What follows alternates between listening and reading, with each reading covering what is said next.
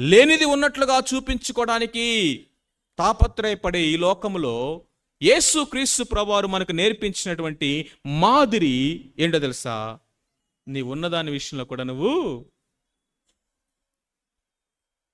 ఆయన దేవుడై ఉండి దేవునితో సమానముగా ఉండుట విడిచిపెట్టకూడనే భాగ్యమని ఎంచుకొనలేదు. దాసుని స్వరూపము ధరించుకున్నాడు, మనుషుని రూపాన్ని తీసుకున్నాడు. ఆయన తను రిక్తునుగా చేసుకున్నాడు.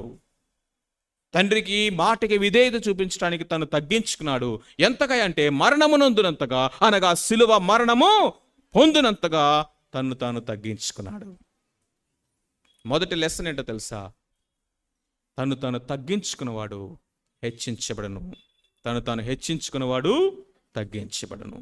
యేసుక్రీస్తు ప్రభువారు మనుషుల యొక్క వాళ్ళ ఐడెంటిటీని కానీ, మనుషుల యొక్క గుర్తింపును కానీ, మనుషుల యొక్క మెప్పును కానీ, వాళ్ళు